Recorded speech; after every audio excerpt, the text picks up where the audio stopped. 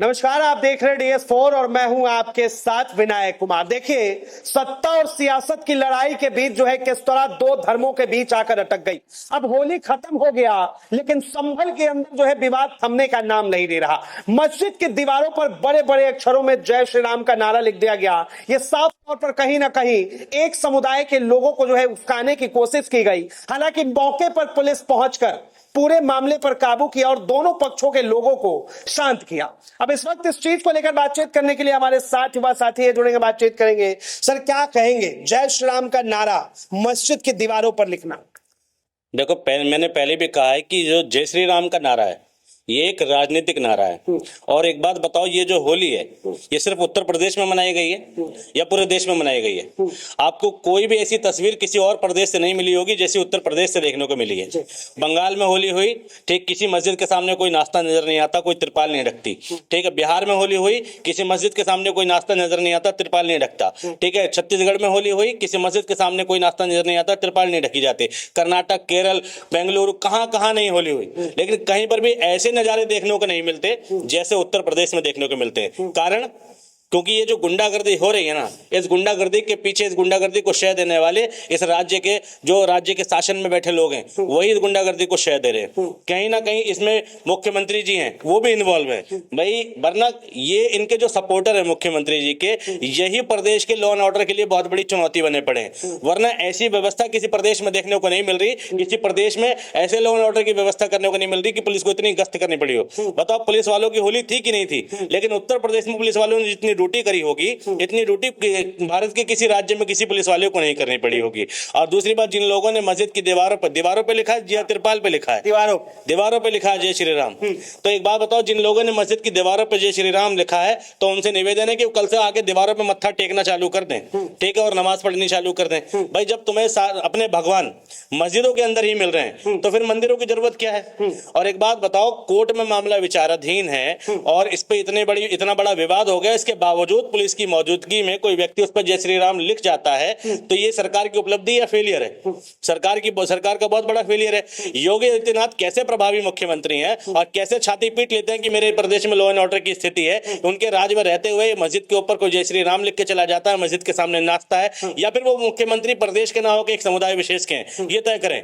अगर वो सिर्फ एक हिंदू समुदाय के मुख्यमंत्री हैं तो भाई वो ये दावा ना करें कि प्रदेश में शासन व्यवस्था ठीक है, वो सिर्फ ये दावा करें कि हिंदू और जो उनको मानने वाला हिंदू है, ठीक है, जो राजनीतिक हिंदू है, उनके बीच में शासन व्यवस्था ठीक है। मैंने आज तक भी ऐसा कोई व्यक्ति नहीं देखा जिसने भैया मस्जिद के आगे नाचा हो और अगले दिन पुलिस ने उसे उठा लिया हो, अगले दिन पुलिस ने उस पर कार्रवाई कर दी हो। उत्तर प्रदेश में तो बिल्कुल ही नहीं है। अलीगढ़ के अंदर ऐसा ही हुआ, होली के त्योहार में लोग मस्जिदों के आगे नाच रहे हैं। एक बात बताओ, तुम्हारे घर में, तुम्हारे समुदाय में मंदिर कम पड़ गए, तुम्हारी सारी चीजें कम पड़ गई जो तुम मस्जिदों के आगे नाच रहे थे। एक मैंने देखा था शाहजहांपुर में एक जुलूस निकलता है, लाट साहब का जुलूस। पहले उसमें एक अंग्रेज को नीचा दिखाने के लिए बैठाया जाता था कि एक आदमी को पहले से 4-5 दिन पहले से बंद किया जाता था, नशे में धुत किया जाता था, पूरे रास्ते उसको चप्पल जूता मार के निकाला जाता था।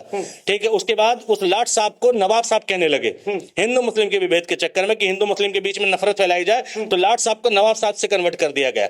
अब नवाब साहब का जुलूस निकलता है, रास्ते में एक आदमी जो उन्हीं के समुदाय का होता है, उन्हीं के धर्म को मानने वाला होता है, उसको नशे में धुत किया जाता है, उसे भैया बैलगाड़ी पर या ट्रैक्टर पर बैठाया जाता है और उसको इतना नशे में धुत कर दिया जाता है कि उसे कितना भी मारो समझ में नहीं आएगा। उत्तर प्रदेश के जो मुखिया है वो तो साफ तौर पे कहते हैं चाहे कोई भी धर्म हो, कोई भी मजहब हो, सबको जो है सम्मान मिलना चाहिए और सबका अपना अधिकार है।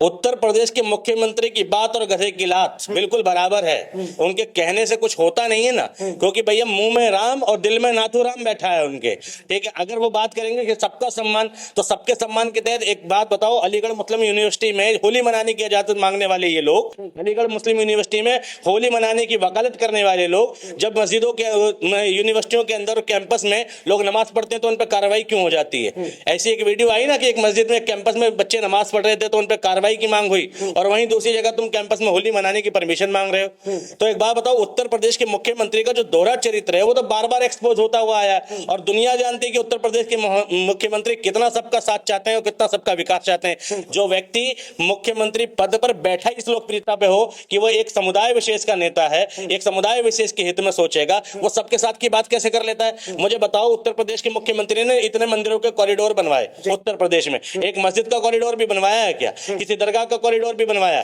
सबके साथ की बात थी तो मंदिर के साथ किसी मस्जिद और दरगाह का कॉरिडोर भी बनवा देते।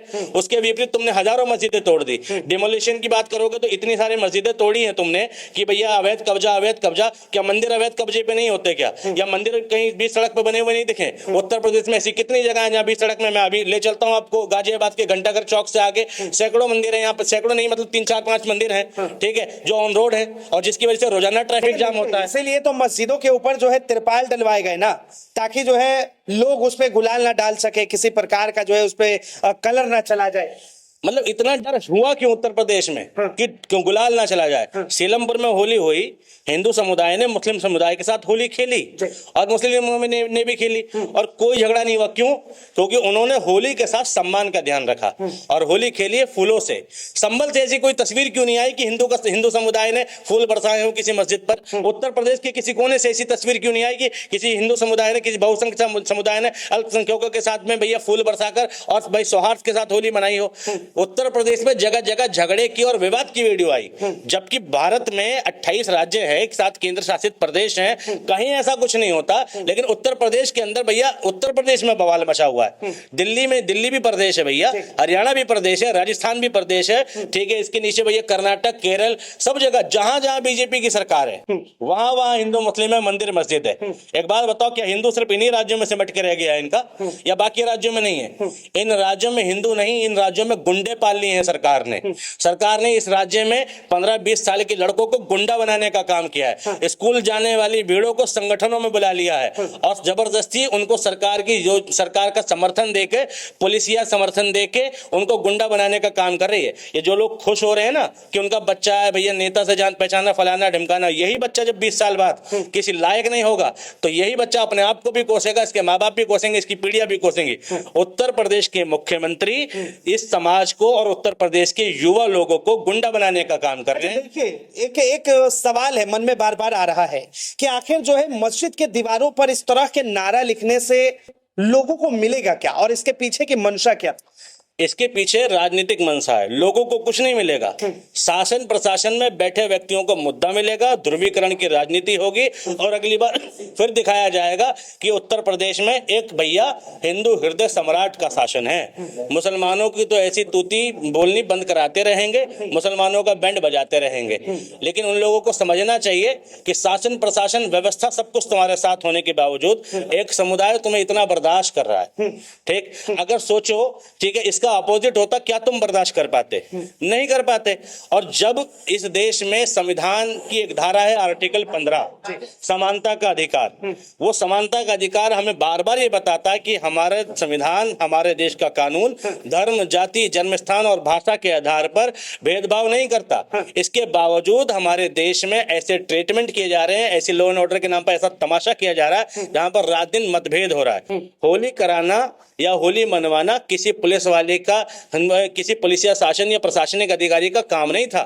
भाई होली लोग अपने आप मनाते हैं, लेकिन होली की वजह से लॉ एंड ऑर्डर की स्थिति ना बिगड़े, वो प्रशासन का काम था। तो कहते हैं कि हम तो अमन शांति भाईचारे की बात करते हैं। अमन शांति के लिए तुम मस्जिदों पे तिरपाल ढक दोगे, अमन शांति फैल जाएगी? आज तक मुस्लिमों के इतने जुलूस निकले हैं, किस मंदिर को ढका गया है मुझे बताओ? किस मंदिर को ढका गया है? नहीं ढका गया ना।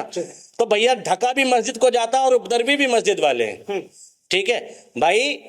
दरवाजा जब झगड़ा होता है ना, तो जो व्यक्ति अपनी कुंडी लगा लेता है ना, वो शरीफ होता है, ये ध्यान रखना।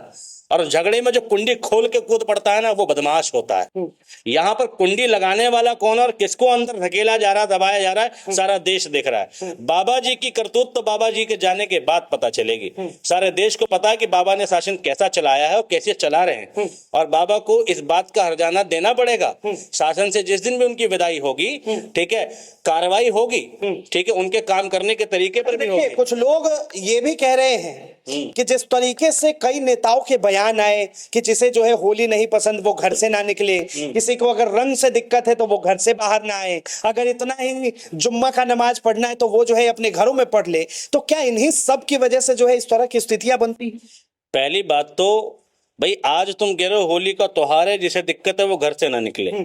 कल को मुझे मेरे पड़ोसी से दिक्कत होगी, मैं बंद हो जाऊं, पुलिस झुंझुना बजाने को है, ठीक है। कल को इस देश में हमें किसी और चीज से दिक्कत होगी, हम घर में बैठे सरकार से कुछ ना पूछें। यानी हर चीज में आदमी खुद एडजस्ट कर ले, गवर्नमेंट किसी काम में नहीं आएगी और लॉ एंड ऑर्डर का कोई मतलब नहीं है। एक बात बताओ भाई, क्यों बैठ जाए आदमी घर में? ये देश किसी के बाप का है। और बार बार टेलीविजन पे आता है ना कि जिन्होंने ले लिया पाकिस्तान उनके बाप का हिंदुस्तान थोड़ी है, बोलते हैं ना कुछ लोग। तो भैया, पाकिस्तान लेने वालों में 20% हिंदू भी गए थे ना, तो उनके बाप का हिंदुस्तान कैसे हो गया? तुम सीए एनआरसी के तहत बुला रहे हो, ठीक है। यानी अगर तुम हिंदू हो तो तुम्हारे बाप का हिंदुस्तान ऑटोमेटिक हो जाएगा, और मुस्लिम हो तो तुम्हारे बाप का कुछ नहीं, ठीक है। हिंदुस्तान किसी के बाप के नाम रजिस्ट्री नहीं हो रखी। और हिंदुस्तान का जो पेट्रोलिज्म है, जो राष्ट्रवाद है, वो गली सड़क पे तुम्हारे झंडा लहराने से नहीं घूमेगा। राष्ट्रवाद दिल में रखने की चीज है, ठीक है। जिसके दिल में तिरंगे का सम्मान होगा ना, वो भगवा लेके राष्ट्रवाद का गाना नहीं गाएगा, क्योंकि जिसके मन में तिरंगा बसता है वो हरा और भगवे से दूर रहता है, या दोनों को साथ लेकर चलता है। तिरंगे के आगे कोई झंडा नहीं चलेगा। अच्छा, एक बात बताइए, देखिए आप तो युवा भी हैं, समाज में घूमते हैं, आखिर आज के समय में जो है नेताओं को राम की जरूरत क्यों पड़ती है? बिना उनके नाम के कुछ होता नहीं।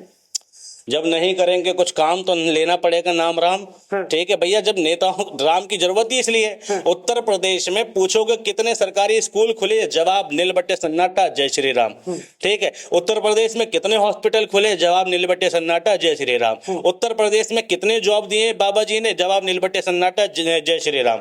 उत्तर प्रदेश में भैया रोजगार के अवसर कितने पैदा किए मुख्यमंत्री जी ने, जवाब नील बट्टे सन्नाटा, जय श्री राम। भाई, तुम हर बात पर जब कुछ तुम्हारे पास कर दिखाने को है ही नहीं, तो तुम्हें धर्म ही दिखाना पड़ेगा भाई। धर्म क्यों दिखाना पड़ रहा है? क्योंकि देखो, बाबा जी धर्म के नाम पे अगर काम कर भी रहे हैं तो क्या खास कर रहे हैं? वो जब मठाधीश थे, जब गोरखपुर में थे, सांसद थे, ठीक है, वो ये जो काम वो कर रहे हैं, जरा इस देश की जनता सोचे और प्रदेश की जनता सोचे, जो वो काम कर रहे हैं धर्म का, वो तो मुख्यमंत्री बिना रहे भी कर रहे थे। वो फिर मुख्यमंत्री की जरूरत क्या है? इस प्रदेश को मुख्यमंत्री की जरूरत होती है लॉ एंड ऑर्डर की व्यवस्था के लिए। इस प्रदेश को मुख्यमंत्री की जरूरत होती है स्कूलों की व्यवस्था के लिए। इस प्रदेश को मुख्यमंत्री की जरूरत होती है अस्पतालों की व्यवस्था के लिए। इस प्रदेश को मुख्यमंत्री की जरूरत होती है एजुकेशन और जॉब के लिए। इस प्रदेश को मुख्यमंत्री की जरूरत होती है नए नए अवसर रोजगार के पैदा हो उसके लिए। इस प्रदेश को मुख्यमंत्री की जरूरत होती है इस देश में जो मतभेद फैला हुआ है उसको खत्म कर सके, इसलिए प्रशासनिक व्यवस्था की जरूरत होती है। इसके उलट ये सारी चीजें तो साइड कर दी जा रही हैं। उत्तर प्रदेश के मुख्यमंत्री भैया अपना मंदिर गान चलाए हुए हैं। लेकिन देखिए, संभल के सीओ अनुज चौधरी जो है लगातार तैनात थे और साफ तौर पर जो है वो हर जगह पे निगरानी रख रहे थे कि कहीं पर किसी प्रकार का दंगा ना हो, कहीं पर किसी प्रकार का विवाद ना हो। सीओ साहब ने ड्यूटी निभाई होली में, भाई उनका बहुत बहुत धन्यवाद कि कम से कम ड्यूटी उन्होंने हिंदू मुस्लिम किए बिना निभाई, ठीक। लेकिन भाई ऐसे ऐसे अफसर हैं हमारे विभाग में, ये भी दुर्भाग्यपूर्ण है कि सीओ अनुज चौधरी जैसे अफसर जो है पुलिसिया विभाग में पाए जाते हैं। और एक अनुज चौधरी देखा है, मुझे ये लगता है उत्तर प्रदेश में ऐसे हजारों अनुज चौधरी हैं, ठीक है, जो जगह जगह पर धर्म के नाम पर लोगों के साथ, ठीक है, अड़चने और लोगों के साथ मतभेद पैदा कर रहे हैं। थाने में जब जाते हैं ना तो तुरंत कोई नॉर्मल सा झगड़ा होता है, हिंदू मुस्लिम का एंगल खड़ा हो जाता है। अभी पिछले दिनों छतरपुर में पानी के टैंकर को लेकर झगड़ा हुआ था, पानी भरने को लेके। उस औरत ने हिंदूवादी संगठनों को फोन कर दिया और उसके बाद वो झगड़ा हिंदू मुस्लिम का हो गया क्योंकि सामने वाला मुसलमान था। तो भाई अनुज चौधरी तो एक है इस देश में पुलिसिया विभाग में, ना जाने हर एडमिनिस्ट्रेशन डिपार्टमेंट में, ठीक है, कितने अनुज चौधरी हैं, ठीक है, ये तो सरकार जाने के बाद पता चलेगा। अच्छा चलिए, एक आखिरी सवाल, आखिर आज के टाइम में जो है हर त्योहार के अंदर हिंदू मुस्लिम ही क्यों ढूंढा जाता है? बीजेपी की वजह से ढूंढा जाता है हर त्योहार में। देखो, आज हिंदुओं के पास, मैं ये जानता हूं जब से बीजेपी की सरकार आई है, होली जितनी फीकी बीजेपी की गवर्नमेंट में मन रही है इतनी फीकी होली कभी नहीं मनी है। हमारे टाइम पर भी जब होली कांग्रेस की गवर्नमेंट थी, होली जब मनती थी तो हमें 4-4 दिन तक होली और 20-20 दिन पहले से होली के रुझान मिलते थे। कोई किसी पर गुब्बारा फेंक देता था, कलर फेंक देता था, गाने आते थे होली के, बुरा ना मानो होली है, रंगोली एक शो आता था, ठीक है। 20 दिन और महीने दिन पहले से पता चलता था कि होली है। आज होली एक दिन पहले पता चलती है और अगले दिन खत्म हो जाती है। क्यों? पैसों का और अर्थ का अभाव है। आज लोगों के पास गुलाल रंग कलर खरीदने के पैसे नहीं है, और जिन लोगों पे हैं वो दुश्मनियां निकाल रहे हैं। अगर उत्तर प्रदेश के मुख्यमंत्री वास्तव में राम को चाहते हैं और हिंदूवादी नेता हैं, होली पर शराब की दुकानें क्यों नहीं बंद हुई? मस्जिदों पे तिरपाल ढकने वाले शराब की दुकानों पे तिरपाल नहीं ढक सके। मस्जिदों पे तिरपाल ढकने वाले गोश्त और मांस की दुकानों पे तिरपाल नहीं ढक सके। भाई होली रंगों का त्योहार है, सद्भाव का त्योहार है, और नफरतें छोड़नी होती हैं। लेकिन कैसा मुख्यमंत्री मिला इस उत्तर प्रदेश को कि जो त्योहारों पर भी नफरत बो के चला जाता है? ये सोचने की बात है। चलिए, बहुत बहुत धन्यवाद तमाम जानकारी के लिए। तो ये सुना आपने किस तरह से जो है राम के नाम पर उत्तर प्रदेश के अंदर बवाल मचा हुआ है, और लगातार जिस तरह से संभल के अंदर एक मस्जिद के ऊपर जय श्री राम का नारा लिख दिया गया, उसके बाद जो है लगातार ये विवाद बढ़ा। हालांकि पुलिस मौके पर पहुंचकर इन तमाम मुद्दों को शांत करवाया और दोनों पक्षों की आपस में बातचीत कराई। बहरहाल इस चीज को लेकर आप क्या सोचते हैं, अपनी प्रतिक्रिया जरूर दे। फिलहाल के लिए इतना ही। ऐसे तमाम खबरों के लिए देखते रहें DS1।